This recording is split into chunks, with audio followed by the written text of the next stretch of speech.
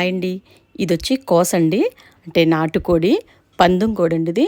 అసలు చాలా టేస్టీగా ఉంటుంది ఈ చికెన్ అనేది.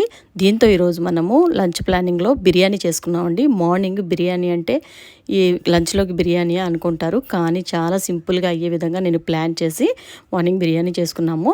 చాలా పర్ఫెక్ట్‌గా చక్కగా మంచి టేస్ట్‌తో చాలా వచ్చిందండి. చాలా సింపుల్‌గా మనము మార్నింగ్ 1 ½ అవర్ లోపే మనం చక్కగా దీన్ని మనం ప్లాన్ చేసుకుంటే ఫాస్ట్‌గా చేసేసుకోవచ్చండి. దీంతో పాటు మార్నింగ్ నేను పిండి వేసి ఇడ్లీ కూడా మార్నింగే నేను వేశానండి.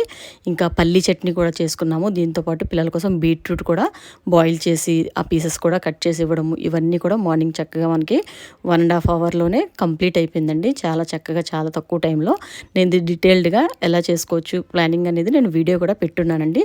చాలా సింపుల్‌గా మనకి లంచ్ ప్లానింగ్‌లో బిర్యానీ ఇలా పర్ఫెక్ట్‌గా చేసుకోవచ్చు. ఏ నాన్ వెజ్‌తో అయినా కూడా మనం బిర్యానీ చేసుకుందాం అనుకున్నా, ఏ కర్రీస్ చేసుకుందాం అన్నా కూడా మ్యారినేషన్ నైట్ చేసేసుకుంటే మనకి ఉదయం చాలా సింపుల్‌గా అయిపోతుందండి.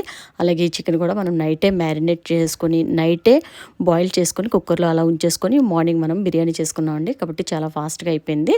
బ్రేక్‌ఫాస్ట్ కూడా చక్కగా ప్లాన్ చేసుకుంటూ ఇడ్లీ, మిల్క్ దాంతోపాటు ఈ బీట్రూట్ స్లైసెస్, చట్నీ పర్ఫెక్ట్‌గా మార్నింగ్ కూడా బ్రేక్‌ఫాస్ట్ కూడా అయిపోయిందండి. ఇలానే చక్కగా మనము ఇలా ప్లాన్ చేసుకొని పిల్లలకి నచ్చే విధంగా మనము ఫుడ్‌ని రెడీ చేసి పెడితే చాలా బాగుంటుందండి. వాళ్ళకి నచ్చే విధంగా ఈరోజైతే నేను లంచ్ ప్లానింగ్‌లో మొత్తం 4 బాక్సెస్‌లో కూడా బిర్యానీయే పెడుతున్నానండి. అంటే పిల్లలు ఫ్రెండ్స్ అది తింటారు కాబట్టి ఇంకా వేరేగా ఏమీ నేను సైడ్ డిష్ అంటూ ఏమీ పెట్టట్లేదు.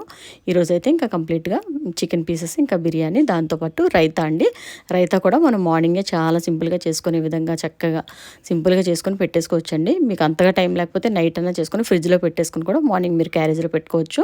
అంత ఈజీగా చేసేలాగా ప్లాన్ చేసుకున్నాను. ఒకసారి వీడియో చూడండి.